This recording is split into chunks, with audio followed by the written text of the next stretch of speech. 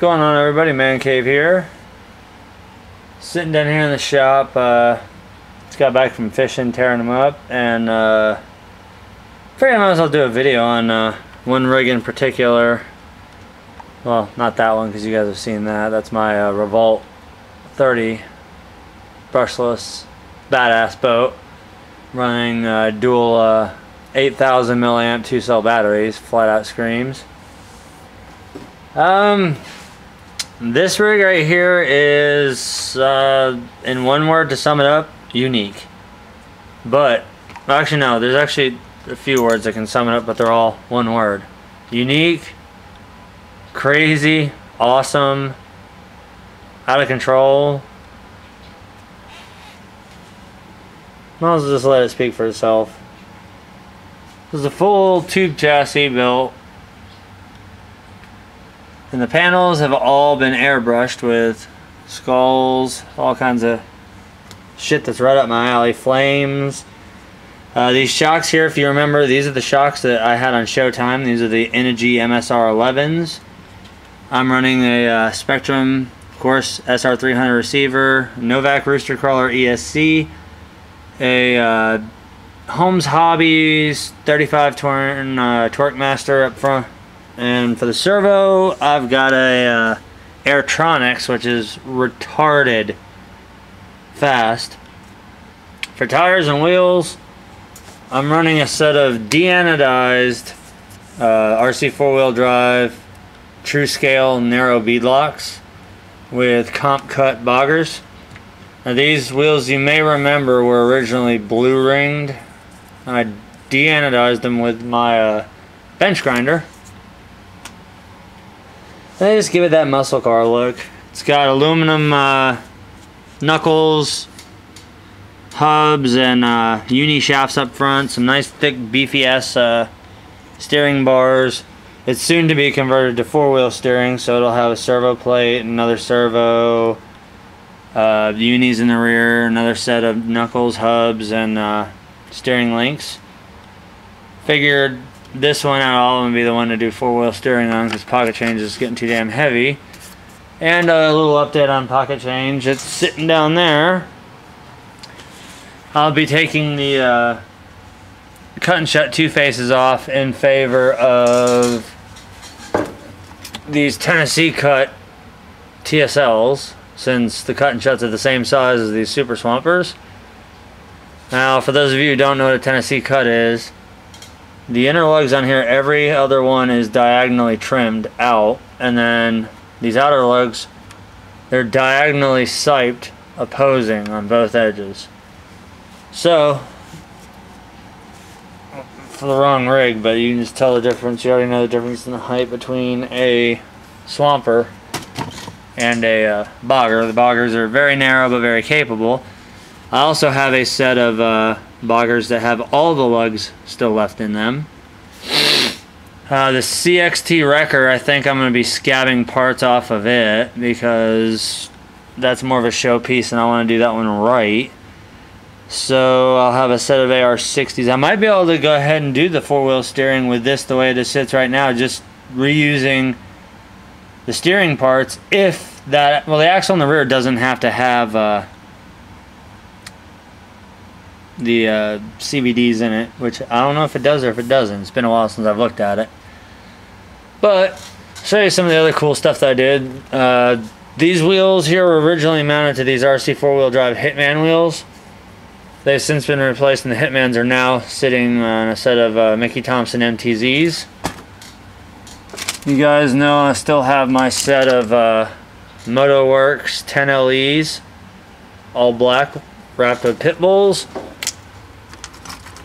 And in today, on a trade, well, not on a trade, I flat out bought these.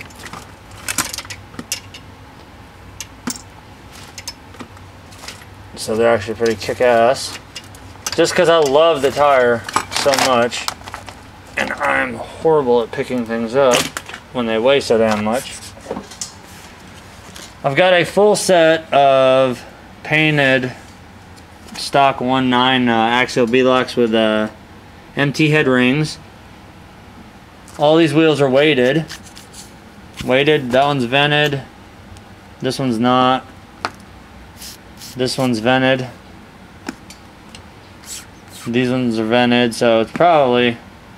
And of course we have our spare, which is just not weighted, but a set of 5 of those. So that brings my total so far for 1.9 Rock Beasts. Believe that brings it to 10. Yeah, because I've got IROX on another rig, Sancho, the Honcho. Yes, it rhymes. These wheels, I believe, are going to be going on my 2012 Rubicon. So right now, what's sitting on them is a... Where the hell did it go? Sitting down here, I've got the old school XOR compound Pitbull Rock Beasts with the 2.2 gearhead wheels. They're a little large and in charge, so I might take these off because these will climb a freaking brick wall if you want them to. Got another set of the Super Swampers over there on another set of MotoWorks 2.2s. The only reason I'm keeping the Mayhem Monsters on pocket change is because we had to run such a crazy offset to clear the chassis. I have to use the Mayhem wheels because the hubs had to be changed out. But the biggest thing that you might notice or might not notice is the lack of the Mamba Max Pro and the Tekin Pro 4 motor. And what you see in place of it is a BRXL and a custom-made TTC puller motor from Holmes Hobbies that was in the Wrecker. That is now in this, which gives it slow enough speed. The Pro 4 was awesome. It was just absolutely retardedly too fast for the Blackwells to handle. And plus it just, you couldn't crawl with it. It was just, it spent more time on its roof than it did on its wheels, which is kind of cool. Did a couple one-wheel wheelies like Ultra Bouncer did. We still have the 8th scale Brian Deegan Metal Militia short course from Atomic. Truck sitting there. It's posted up in the trade section right now. I'm trying to get another Southern buggy or something cool, like a nice built Wraith or whatever for it. That one is an absolute beast. I need to get a video of it on my track, but my track currently doesn't exist due to the fact that it's summertime and everything has grown over. So that's kind of out the window for now.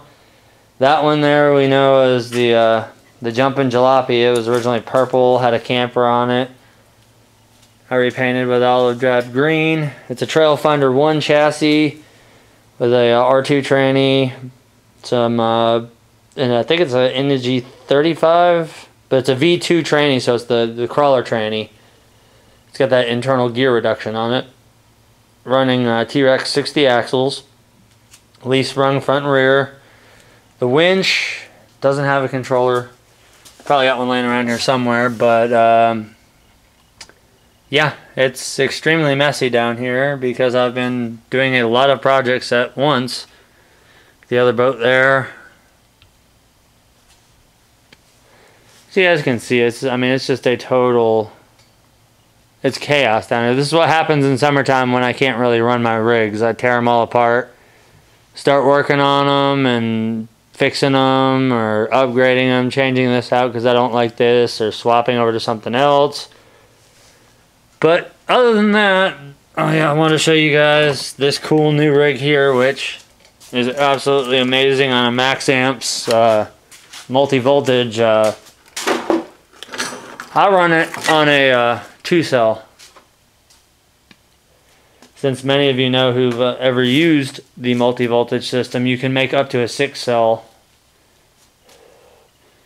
They come in 2250 packs, and they're a single cell, and I run it in a 2-cell configuration, so that gives me 4500. And I usually charge up 2 packs because when I take this out, I have a lot of fun with it. Trip the low voltage, and literally within a minute, I'm swapped out to another battery pack and going for another half an hour easy.